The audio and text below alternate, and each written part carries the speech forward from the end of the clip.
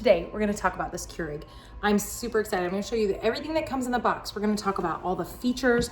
I'm gonna show it to you in use, talk about what it works, things that I like. If there's anything tricky or problematic, we're gonna talk about that too. And we'll round off with whether or not I think it's worth it for you to check it out. So let's take a look at everything that comes in the box. First up, we've got user manual, the new design information, instructions and some of the filter stuff. And then we have the actual machine itself. I like that it's wrapped in styrofoam. Empty box other than that. We'll slide this guy out. So let's go over some of the different functions of this Keurig. So first of all, lots of buttons here on the front. I've got 6, 8, 10, and 12 ounce options. I've got an over ice or strong. You can also see the indicators for if you need to add water or if it needs the descale option, which is recommended once every 3 months.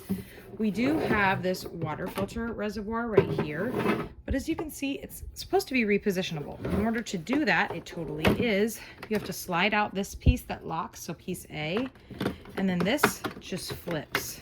So it stays connected and slides in on this side, and you can slide this piece in and it'll hold it in place. And then your water reservoir is flipped to this side. We are actually going to use it in the original position. That's what works best for us. But super easy to reposition, so you can have one long machine or the machine with the filter on the side. So I really, really like that. If you have never used a K-Pod machine before, the basic setup is this. This is where your little K-Pod holes are going to go. This is what actually punctures the K-Pod and lets the water go through. And when it's time to use, you'll just push it down.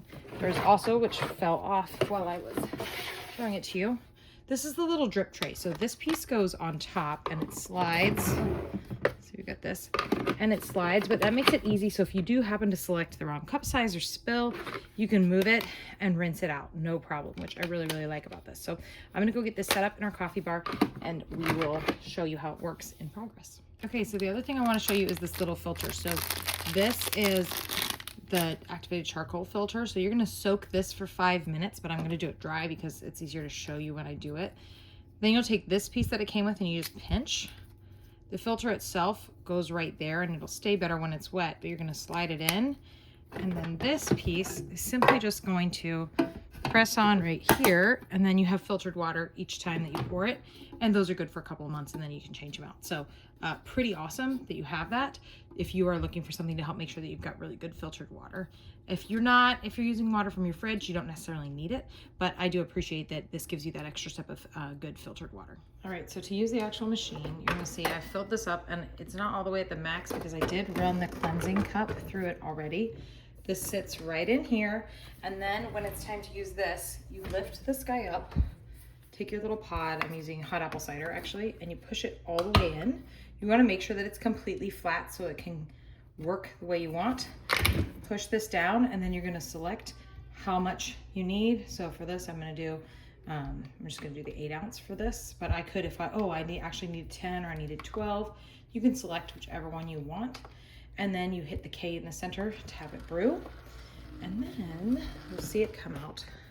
It'll take just a second to get going, but once it does, it'll start dripping right here. You get closer to the end, the machine will kind of give it like the final hurrah. Listen to it.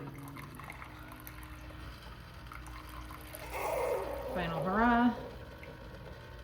And now I have a perfectly brewed single cup of hot apple cider.